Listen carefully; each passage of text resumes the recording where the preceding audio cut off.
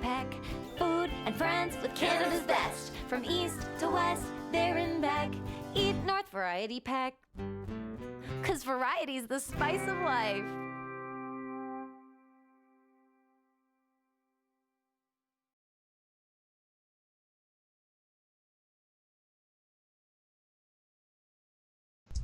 Hello, everybody, and welcome to a new episode of Eat North Variety Pack. I'm Dan Clapson. I'm joined by my lovely co-hosts today, Mairlyn Smith and Carmen Cheng. How are you two doing? I'm excellent, except it's so hot here, I may pass out. I'm in Toronto. So, yeah, but anyway, I've got my kiddie pool up, so after this I'm going for a dip in the pool. Sounds fun. To spread some heat this way, Mairlyn. It got cold this in Calgary. It really did. So, and I'm hoping it's going to warm up because it's Pride season, so we want to feel like festive and go outside and have drinks and have a fun time. So we'll talk a bit about that later. But yeah, I'm jealous of the kiddie pool. So last week's show was I learned so much, and I think that's one of the reasons I love being on the show is that every week I get educated on something new. And we took a break when all this stuff was happening in the United States with racism and how ugly the world was seen, in full color.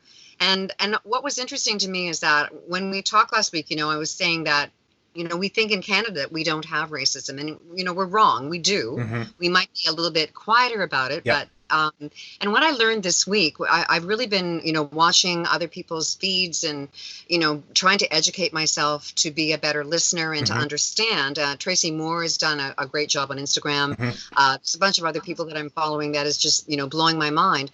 But the one that really hit me really hard was Body Break, and Hal from Body Break. He went on and did a YouTube show, a YouTube episode on his channel. He was also on the news talking about racism in 1988 in Canada and what he was up against and the obstacles that were in his way before he got Body Break. And I've got goosebumps telling you because his story, I was such a fan of Body Break, and so to know that he'd gone through everything he went through, but persevered and is a success story, but the racism that was inflicted on him, I was just really so please try to watch it. It's on YouTube. It's on my Facebook page.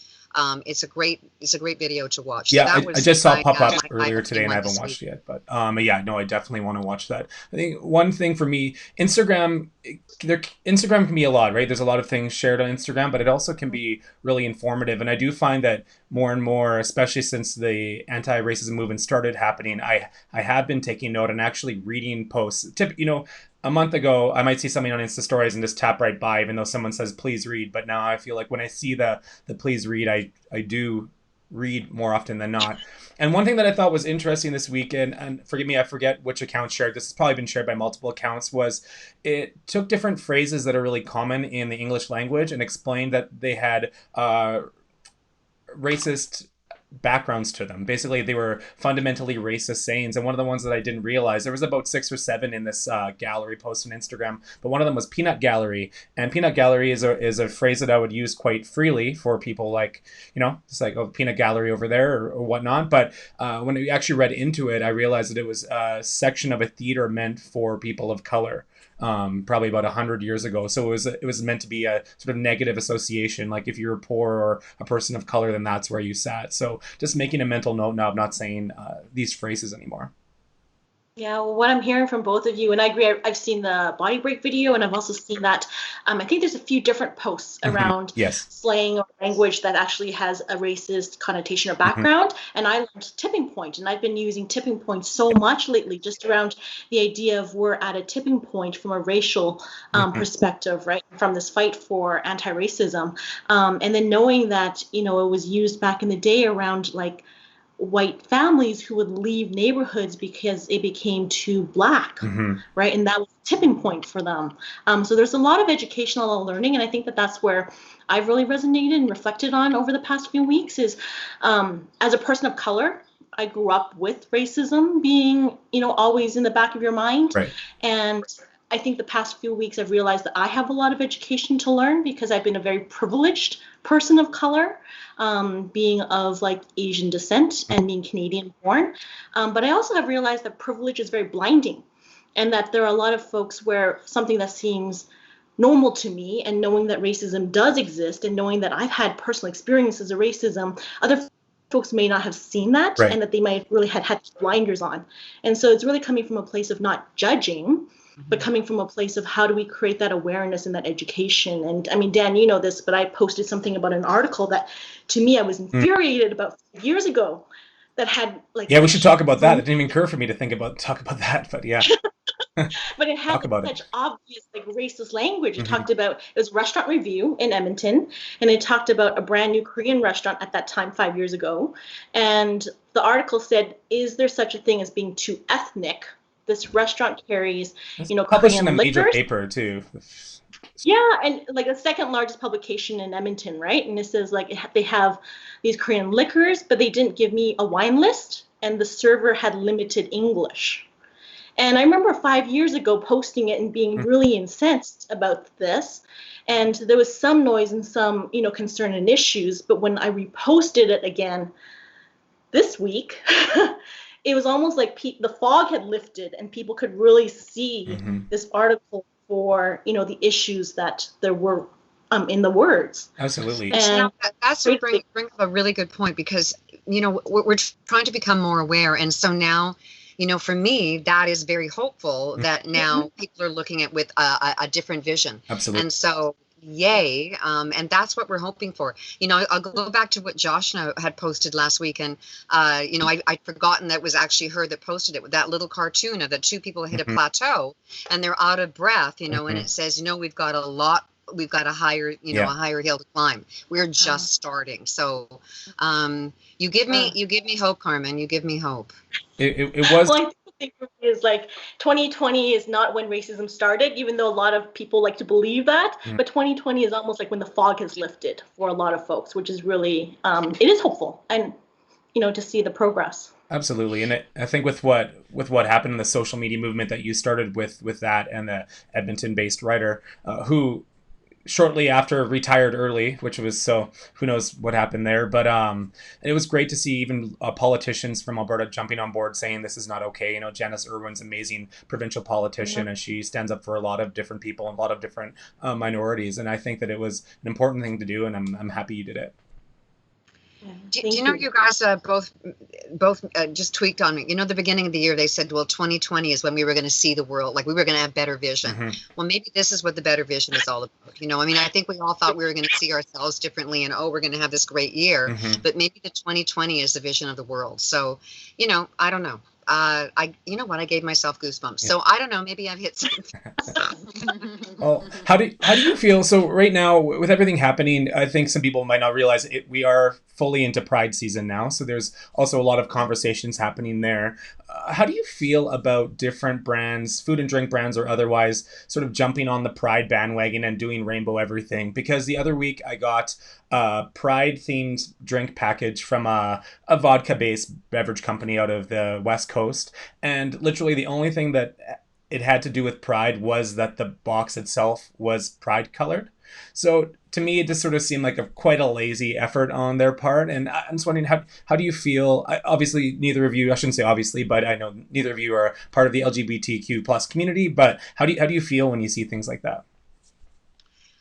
I don't like when things aren't authentic and they don't come from a place of, a passion. And if they're just jumping on the bandwagon to make money, it doesn't ring true with me. And I find it's really hollow, and I wouldn't even use that product. So if it wasn't on their platform and now they're just jumping on,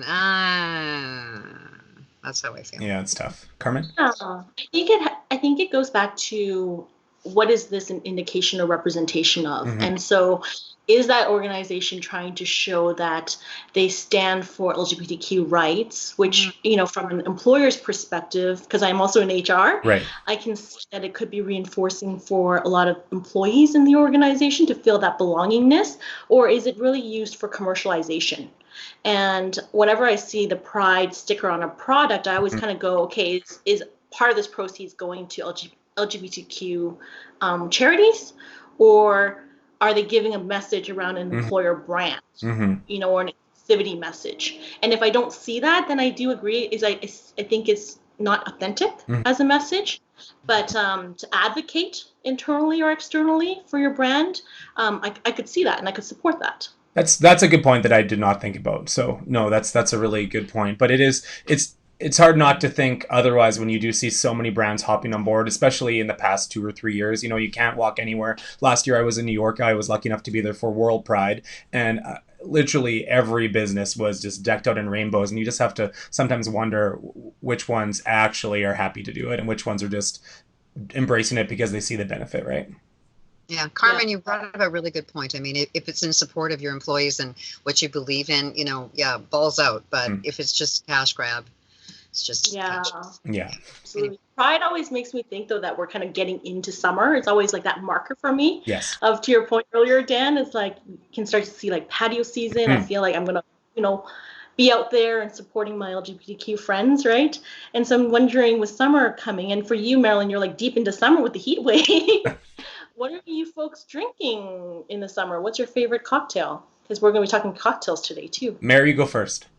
Okay, it's a G&T. I am a gin and tonic girl. There is a gin here in Ontario called it's Dillon's. It's a distillery, and they make a rose gin. And I'm telling you, I had rose gin for the first time in Scotland. It was like, sweet mother, what is this? Anyway, so now I'm exclusively Dillon's rose gin. 10 drops of lime bitters, a squish of lime, ice, a little stir, and I use Fever Tree, but I use the it's like a less sweet one. It doesn't have any fake sugars in it, just less sweet, and you can really taste the gin. So we're gonna have those when we're in the pool today. So yes, I'm definitely more. An inflatable pool holding your like gin and tonic, and I'll post a picture. I swear to God, I will.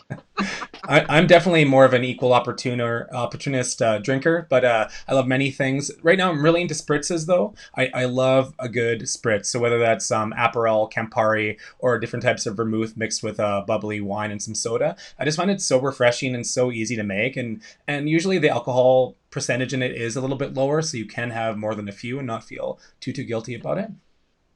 For sure. Yeah. Although sometimes your head.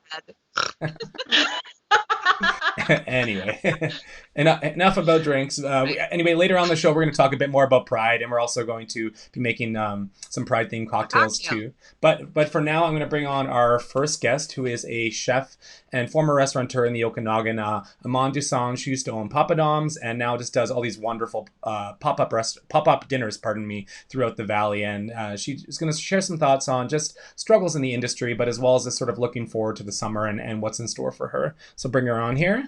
Hello. Hello. How are you? Everyone. Thanks for having me. I think that's a very loaded question these days, which How are is you? never a straightforward answer anymore in this new world that we live in. Yes. So I don't think it was possible for a person to feel so many things at the same time. And that's kind of, but there's, with the Okanagan weather and pop-up season around the corner, there's a lot of hope. Like, we're having a lot of dark and twisty conversations and awkward conversations, but they're good conversations to have. And maybe if we have more of them, they'll be less awkward. So yeah. Well, why don't we start with the pop-ups? You know, you've been doing a variety of dinner events over the years. Especially, you do quite a large one during International Women's Day, where you do raise a lot of money for local initiatives, which is fantastic. But going into summer, that's really your busy season. So you just want to talk a little bit about that? Yeah. So the Paisley Notebook was first and foremost a blog when I started. So I left the restaurant industry after I was all dark and twisty.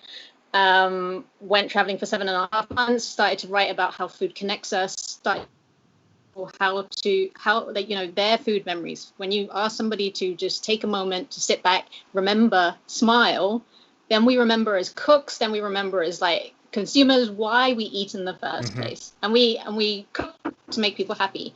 So I think that kind of got lost in the industry along the way, and short-staffed and everything. So I wanted to flip the restaurant model and make it work for me. So I'm not a restaurant and I'm not a caterer and I don't really fit in. And I'm British born, so I'm a British Indian that jumped over the pond, that got confused by Canada and has just recently become a Canadian citizen. So my identity is just, and my accent is getting more and more confusing by the day. And so then the idea was just to make it count. So Paisley has raised $60,000 since 2017. and mainly for mental health charities as well. And with my pop-up seasons, I wanted to focus on where our food is coming from. So the Okanagan is this mecca for food and like produce in generals, but we always put the emphasis on the chefs. We don't necessarily put the emphasis on our farmers. So I wanted to shine a light on them. And every farmer is different, so that means every dinner is different. We follow the season, so you can potentially come to every dinner. It's going to look and feel and taste and be different. And the coolest thing is that, you know, I live in a place where it's like 93% white, and yet the diversity around the table, even if it's not potentially color, it's just the diversity of a values-based table is the biggest compliment, because it reflects my values, it reflects, you know, what we are as the Okanagan and what we are as people. And you know, the best way of doing something is through food. And so when you get to break bread with the people who are actually growing your food, it's pretty special. Well, why do you think you see that diversity around your table? I'm just going to show some photos here too of some of your past dinners, because they're amazing. But why do you think that is? Well, one of the things that I've done, I got fed up with the industry, and, you know, magical experiences have been reserved for a privileged price point, right? You go around, and then when you get to the $185 tickets, or the, you know, the infinite type 165, you see the same person around the table. Right. Whereas, you know, I wanted to keep it more affordable. My brother's a bartender, and so we have a pop-up bar inside of a pop-up dinner. Clearly, I have commitment issues, and that's why I only do pop-up dinners for one night now. And then, you know, then you start seeing a different side of things. But everyone needs to be given that same opportunity to attend, and it's like everything's first come, first serve. I don't care how, I care about you, but I don't care about your relationship to me. So then it just means that it becomes about food and what it's supposed to represent, instead of the misinterpretation that's come along. And I just don't want people to feel like food is just something we do, when it's actually how I heal. So every dinner tells a different story about the Okanagan. And you know, it's not enough for us just to go to the farmer's market and assume that every farmer is like legit, when, you know, I gravitate towards more organic farmers. I've had relationships since we had the restaurant, so over 10 years for some of them. I know them intimately, and I can tell stories that other people can't tell. And it's always been about fairness and equality, and it's been quite interesting to kind of now see, like to Carmen's point, to see how people are reacting a bit differently. And now it's just like, oh, we see what you see, and maybe I should have listened a little better. What type of feedback have you gotten? Because I'm hearing that there's, you know, the aspect of you're introducing some like Indian cuisine or some other cuisine for this demographic that might not have seen it. So what kind of feedback do you get around the education and the awareness, both for the ingredients locally and also for, like, you know, cuisine from your own background? Well, I always wanted to create food that was a reflection of me. And so, you know, I like the British side of me, because all my childhood memories are there. And as a first-time immigrant, you tend to find yourself searching for a piece of home in grocery stores. And, you know, my grandma's apple pie, or something like that. So by following the season, like, we came here on an entrepreneurial visa. So the idea was to bring jobs to Canada. But we didn't want to just move across the country, across the world, and just check off a box. We wanted to be part of a community, and by supporting local, we not only went from looking at it like this, but our reach kind of went out like a funnel. And so, you know, you have to be quite open-minded in order to come to a farm-to-table Indian restaurant.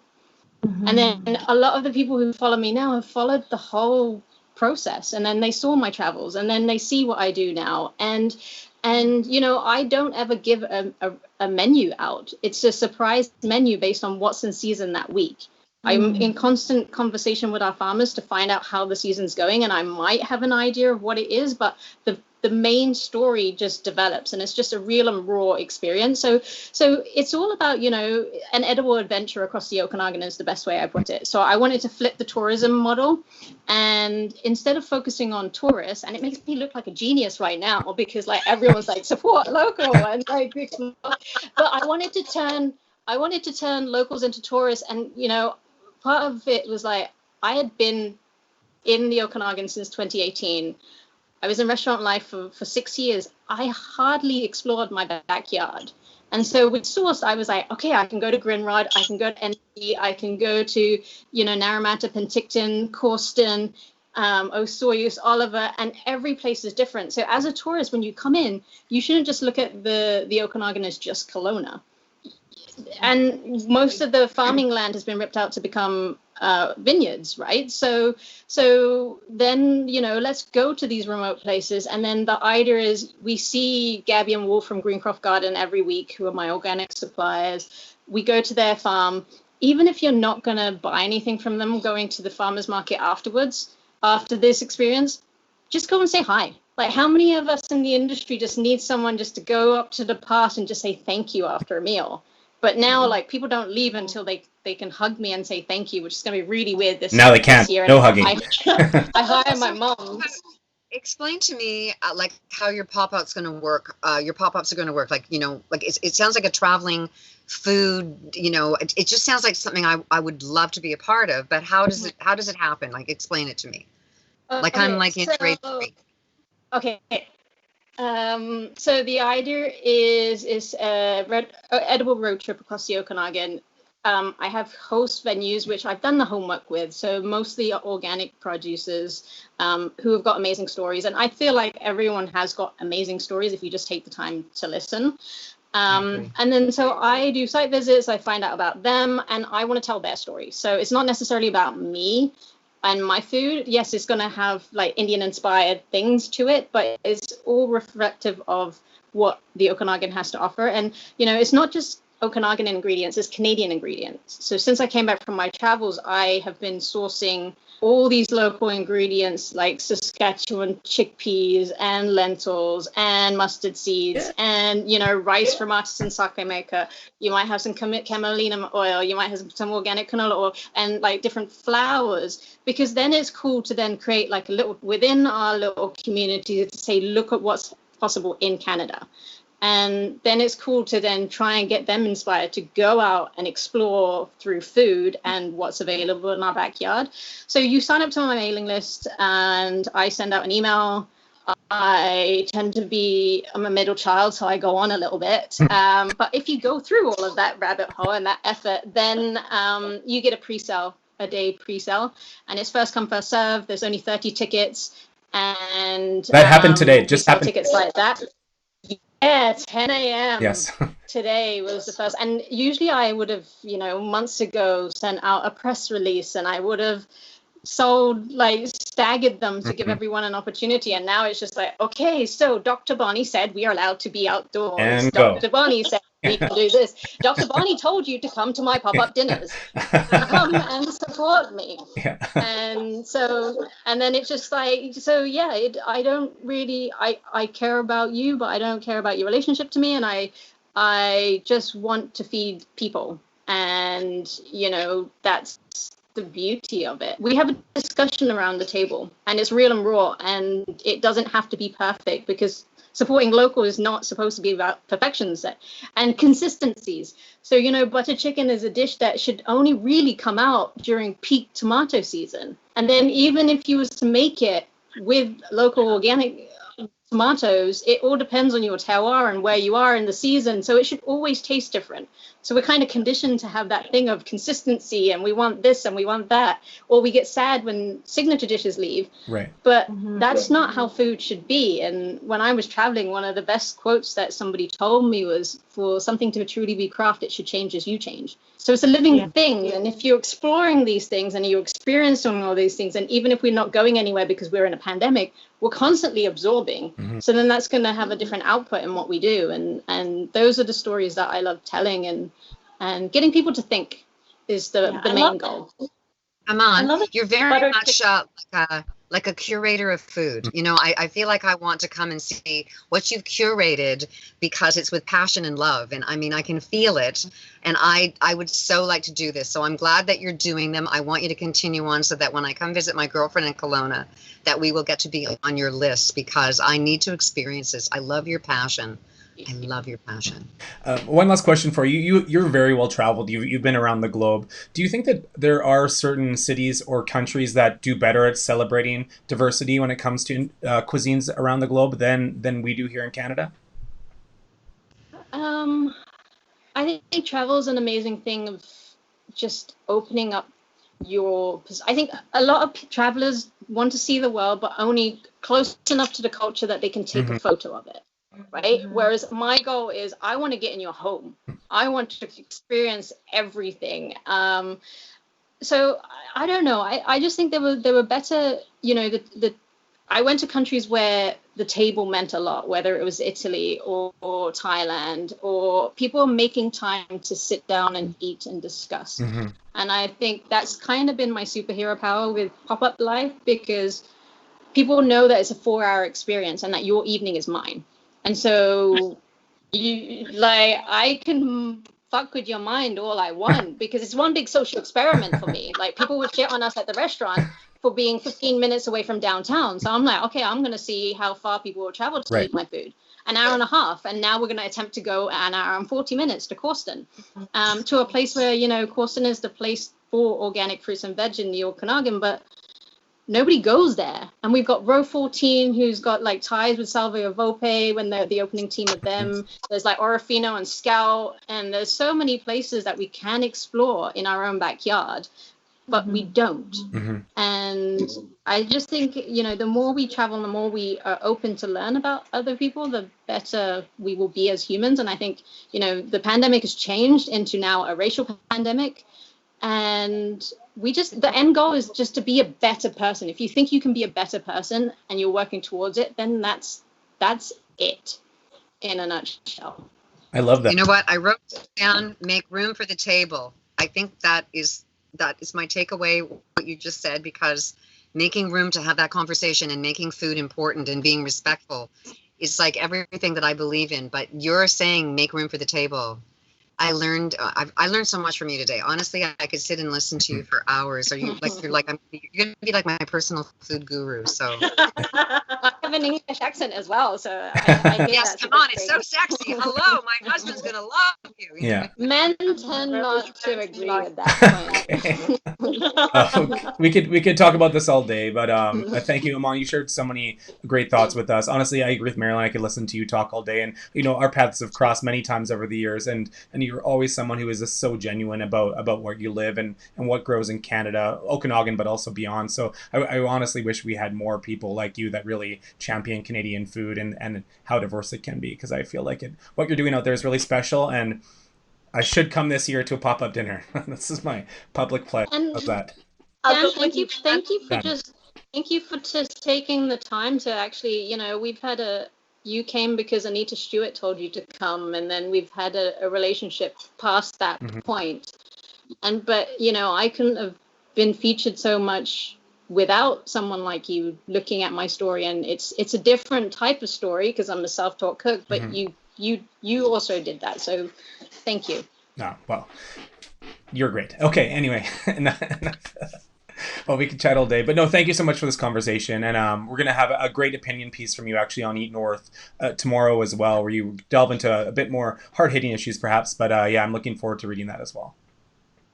All right, awesome. Thank you. Come on. Thank you so much. Bye. Nice to meet you. Cheers. What a wonderful conversation. Wow, I love that she brought up how butter chicken should be cooked when tomatoes are in season. And I think what I'm hearing is there's an education around using local food and local ingredients to educate around, like, Indian inspired flavors. But I think in North America, we have this idea of what Indian cuisine looks like. And sometimes it lacks that idea of what time of year do you, maximize on certain dishes. So I loved that. No, that was a great point. And Mairlyn, I love how you wrote something down, a quote of hers as well, because half the time I was thinking, I should grab my phone and take notes of what she's saying. I'll just send her an email. I'm not listening because I'm taking notes. Yeah, that's good. Put it on some t-shirts and we get to go. But yeah. Oh, that's really good. What's really interesting is that I was raised in Vancouver, and my mom and dad had a vegetable garden. It was really big, and we only ate seasonal stuff. So, when the raspberries were ready in my backyard, that's when we ate raspberries. We never imported. Was like, what? Anyway, and I've taken that forward in my life. And so it's asparagus season right now in Ontario, and I'm going to eat my fill of asparagus because that's what it's supposed to taste like.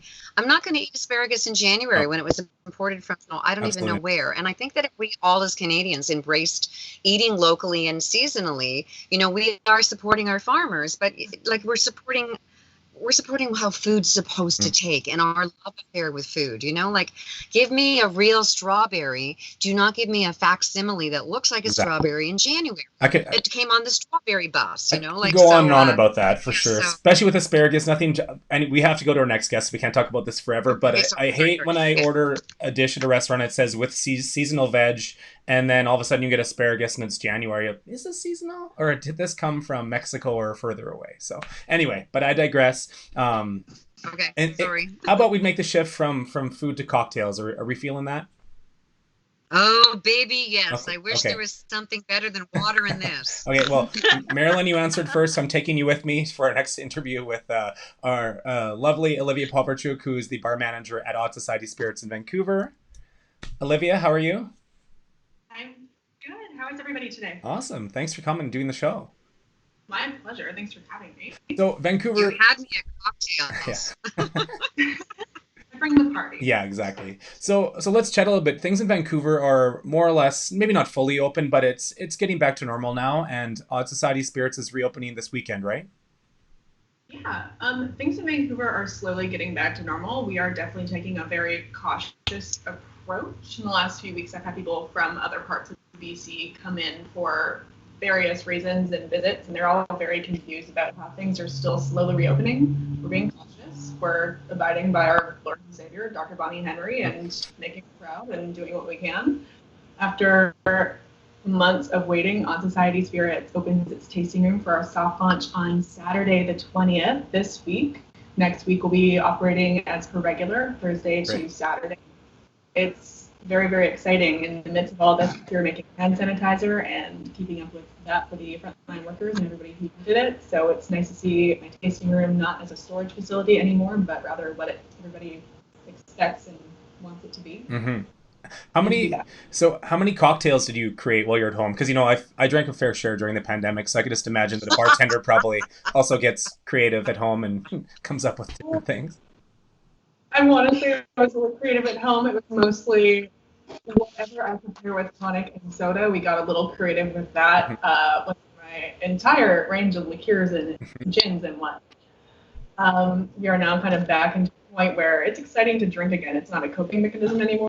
So we're getting more into kind of fun cocktails and actually enjoying what we're drinking. Is perfectly, now the weather's getting nice and I want to sit outside on a patio and not in front of Netflix for 4 hours with like 7 gin and tonic. I'm down like.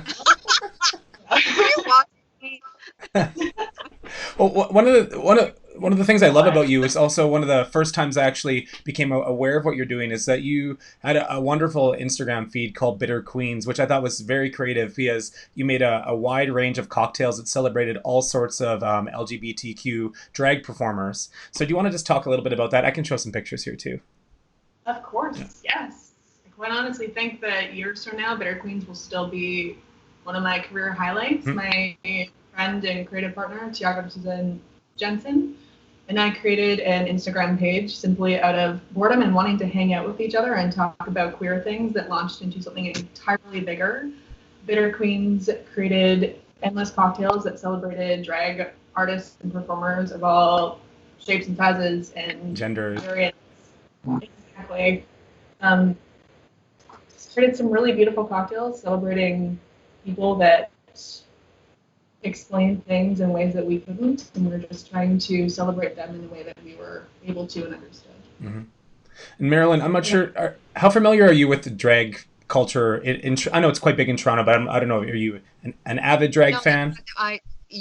You introduced me to it big time. I mean, I went when I was in university. It was sort of low key. I mean, I'm really old, so that was a long time ago. But you've really opened my eyes to this whole culture and this whole talented, amazing people that are just blowing my mind. And so, like I said, I learned so much on this show. So thank you for that. But re your cocktail, because I'm really sorry I'm fixated on it. Is this one of the cocktails, the signature cocktails for the Bitter Babes that are Bitter Queens? Yeah. Or what is it called? Bitter what? Bitter Queens.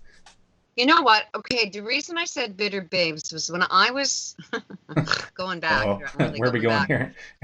Just to hang out with these other women.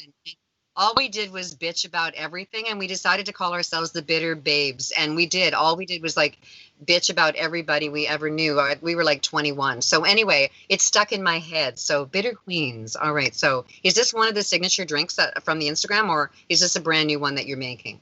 It is, yes. This is one of our signature drinks that we are quite honestly obsessed with and make a lot. It is the Kendall Gender. If you're not obsessed with Kendall Gender, what are you doing? You will be after the show, because she's on right after you. Can't wait. So this is one of our favorite cocktails from the Bitter Queens feed. It is the Kendall Gender, celebrating one of our favorite Vancouver queens. It is absolute vodka, a little bit of lemon. I made a mango passion fruit syrup for it, and sparkling wine and black lemon bitters. So it is kind of like your hybrid of a French 75 and a Tom Collins, but way more fun and exciting and vibrant. So if we want to, let's mix one up quickly, May, as well. You know, I wish we could drink through this, but we can't. But how do you? I'm taking notes. Okay, what is it? Tell me what you're doing. Okay, so we're going to start out with absolute vodka, the most aggressive Pride bottle I could possibly find for today. So bedazzled. I love it. 2 ounces of jigger. Here. So we are pouring an ounce of vodka into your Collins or rocks glass, whatever vessel you have. It all works. And we have this recipe on eatnorth.com as well, so we can share it later too. Oh, are you? Okay, yeah. So is it? I'm taking notes because I'm going to rush down. Sure. You're really into the notes today. It's good. I like it. It's your new thing. We're very good. Okay, what's next? After an ounce of vodka, we go on to our mango passion fruit syrup. It is a simple syrup that instead of made with water is made with a mango passion fruit tea, so it just gets a little more flavor and vibrancy and adds. Where the heck do I get that? Simple syrup is a mixture. It's half sugar, half liquid. No. Right?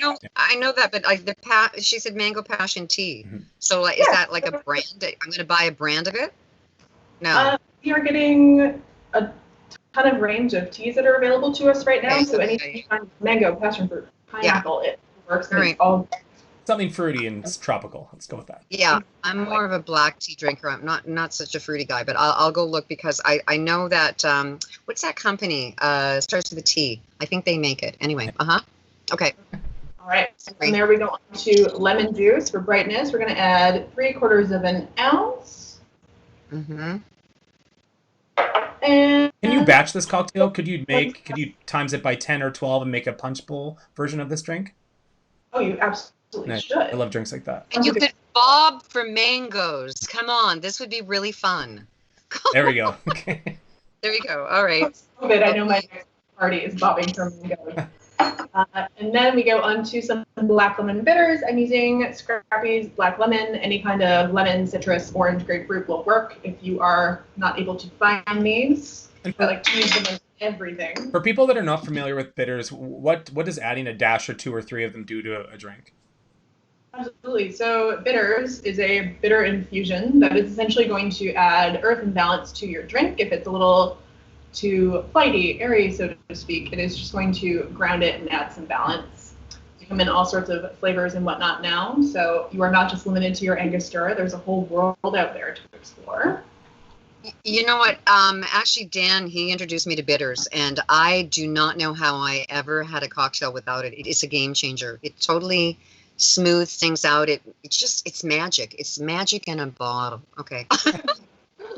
Go on. So you fill up our glass with ice. Make sure your ice is, mine is melting.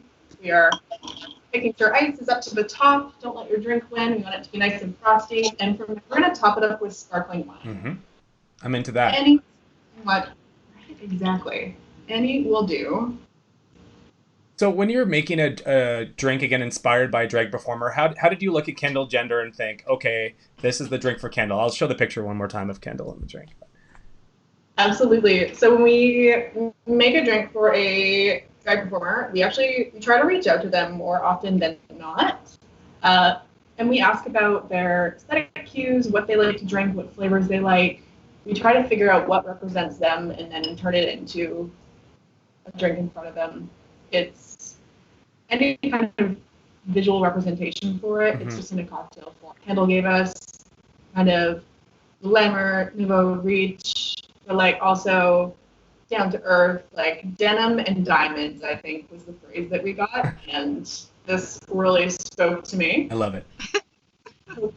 She likes it. Okay, here's my goal in life. I want to have somebody name a drink after me.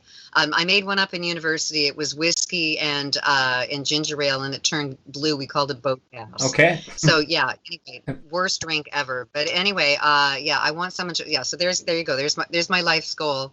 I want Kendall's. I want a drink. Thank you. Anyway, whatever. Well, you're a lucky person, Kendall. You're a lucky person. Olivia, that looks so refreshing. I know you're gonna put a little garnish on top there too. Beautiful little lemon zest star. I love it. So, like you mentioned, Odd Society Spirits is reopening this weekend, and you are doing a weekly fundraiser through some cocktails there, right? Which I think is great. Yes. So, as we've been closed for 3.5 months, a lot of our focus has been on bartenders who are out of work, and the hospitality industry has really been hit hard by everything that's closed and things that are still not reopened. I would venture that probably in Vancouver, like 50% of your hospitality folks are still out of work. There's been a lot of fundraising, which is great, making sure people are paying their rent and are eating and paying all their bills. So for the first night, we are going to be donating first ever proceeds to Mind the Bar, which is a hospitality foundation that focuses on mental health in your bartenders, cooks, servers. It is a pretty incredible organization.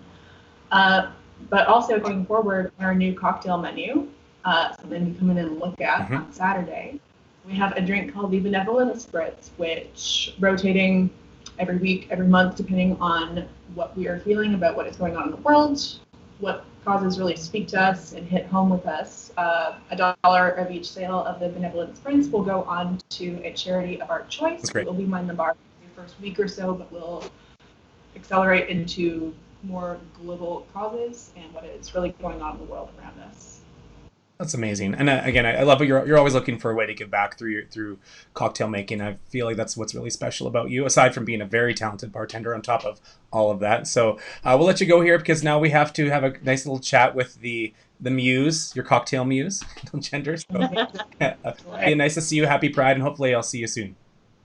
Happy Pride. Cheers. Thank you so much, Olivia. You have inspired me. Thank you. All right, bye. Oh my goodness! I think I'm losing my mind. I've been acting like a complete nut there. So I think I just get to watch now the interview. Yes, you do. Yes, we're gonna. I'm actually gonna watch. Carmen is a huge drag fan, so we're gonna bring Kendall on here to have a chat with us. Kendall Gender is a very talented Vancouver-based drag performer. I've seen her perform at a variety of events. She's performed for thousands of people. Does some really, really amazing stuff. Most recently at a fundraiser on Monday that we can talk a bit about. So I'll bring Kendall on to say hello. Hello, Kendall Gender. Hello, that's me. So we just met you in a glass. Yeah. Oh, yes, I know. I hope I taste good. Yeah. I've made that drink before. It's great. It's a great drink for sure. So Kendall, we're now headed into Pride season. How's Pride season looking for you this year? Because typically you are the ambassador for Fairmont Hotels Vancouver. You do so much during Pride season. So with things a bit different now, I'm just curious what your summer holds. Yeah, so obviously the Pride season and everything has sort of moved into this virtual realm that we're in. So the sort of cool part about it is that I get to actually experience other Prides now, because like our Pride season in Vancouver is actually in August, right. But because the month is in June, because everything's digital, I can be a part of so many different Prides. You know what I mean? We can do Toronto's. I did Wynwood the other day. There's so many more opportunities. Where's Wynwood? To sort of like I don't even know. Connect, which I find really cool. Yeah, no, that's great. I was going to say, where's Wynwood? I've never heard of Wynwood before. Now you've got me on the spot. I think I want to say Florida, but I could be wrong. Okay, so she's going international. It's good. Yes, it's definitely in America. Yeah. Wow. Yeah. Not a geography expert, guys. Not a geography expert. But I love that, digital allows you to kind of broaden your scope to global and get in touch with other communities of drag. How does it change like your performance going virtual versus like live? Yeah, so when this whole thing first kind of started, I was in this really weird place where I was like, oh my gosh, I don't know, I don't feel creative, I feel very like stifled, I don't want to do anything. And then it took a couple of weeks for me to really get out of that. And then all of a sudden a light bulb came on and I was like, it was the opportunity of connecting, kind of like I mentioned. So it was that idea that, oh my gosh, wow, I don't necessarily have to travel to this place to perform there. Mm-hmm. So it opened up this crazy opportunity of like making, you know, music videos and doing live performances and all this kind of stuff that I wouldn't have necessarily put maybe as much effort into if it wasn't because of this quarantine. So there's a blessing in every negativity, I suppose. Absolutely. And one of the most amazing things that you've personally put on yourself is that on Monday you had a digital drag fundraiser and you raised over $7,000 that night for anti-racism causes, which I think is absolutely amazing. So yeah, tell us a bit about that and how it went. Yeah, absolutely. So when this whole sort of like civil rights uprising and everything that we've been noticing obviously came up, I sort of like took an introspective look at myself and I was like, what can I add to the conversation and what can I do to help? Mm-hmm. As an artist, whenever I deal with something very, very, very negative or any sort of trauma, I create art. And for me, drag performances and drag shows are my art, and that's what I project to the world. So I wanted to put on this fundraiser. It was called Visible, where we had all Black performers. It was a kind of queer Black love fest. And it just allowed opportunities for not just me, but for other performers to sort of like showcase themselves and allow the viewership to really sort of like interact with us in that way. So yeah, 100% of the proceeds from the GoFundMe that I set up went to Black Lives Matter in Canada.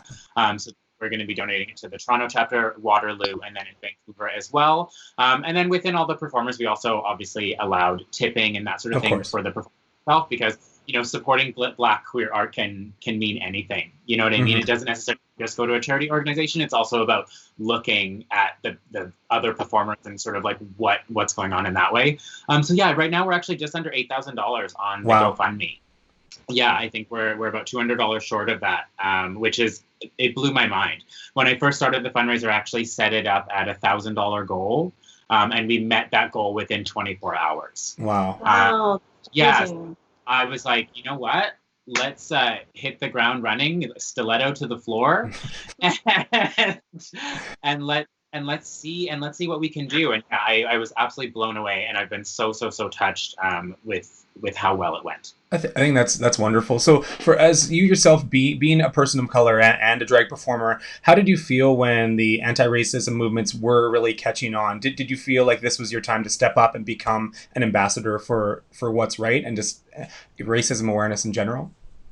Totally. I mean, I've actually had this show Visible since 2017. Okay. It's just been a show that we've done off and on. So this was the first just like digital platform for it. So that aspect of it, I wouldn't necessarily say was new of sorts. But I do find that I think that's something that I really take to heart as a drag performer, is within our queer community, drag performers are usually at the forefront of, you know, a lot of, you know, riots and uprising, throwing the first brick, you know, these kind of things. And they, as drag performers, I think it's very important that we remember how vital that is to use our voice, because at least within the queer community and further, people are looking to us. You know what I mean? They see us as entertainment, and they see us as these people that you can ask questions and you can feel comfortable with. So I found it like it was a very, very, very easy and quick decision that I was like, okay, you know what? It's time to step up to the plate, and it's time to use my voice. What do you think? What has the reception been like with your peers in the industry? Vancouver is arguably, one of the top cities in North America for drag. So what has it been like being in a city like that and seeing?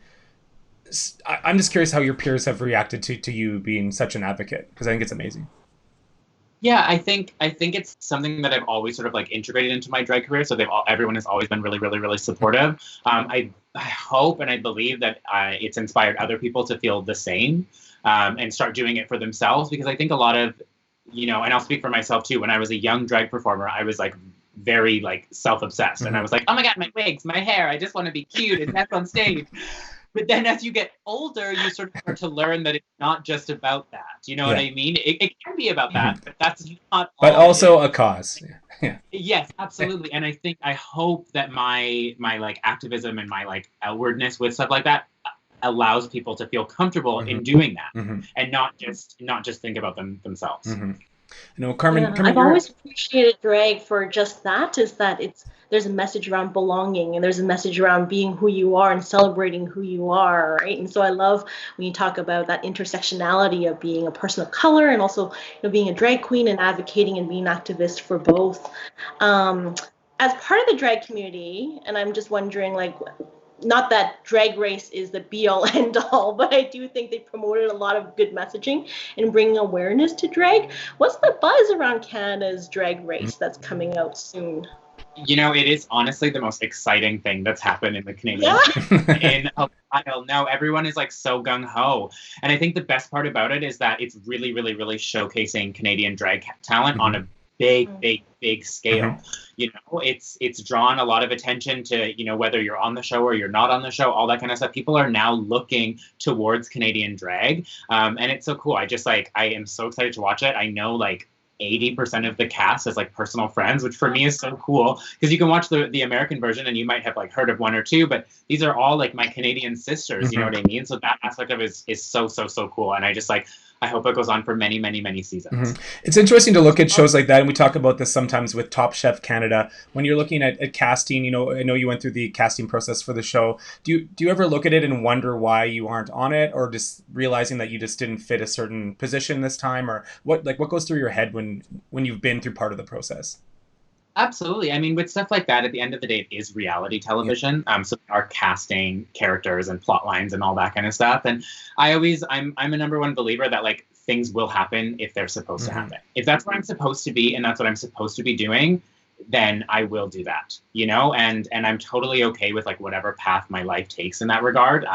I was happy to be considered, and I will, continue to apply if they believe that it's the right fit in the future. But I don't think it's not detrimental if you don't get what you think is going to happen, because unfortunately that's not the way life is.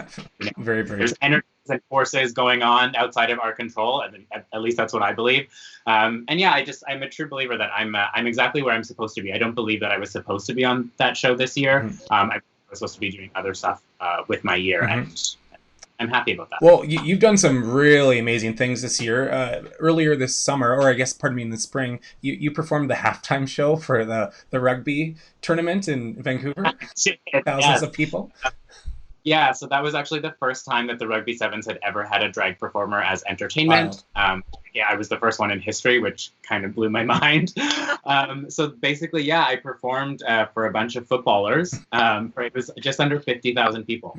That was definitely incredible. The biggest crowd that I've been performing for. And for me, one of those experiences, it was something that was bigger than just me. It was like all about queer representation on such a grand stage. You know what I mean? They could have hired a dancer, a singer, a cisgendered person, whatever that situation would be, but they hired a drag queen, and that was the entertainment. And the crowd was screaming. Everyone was so enthusiastic about it. And like, for me, that was like monumental in its own. I can die happy.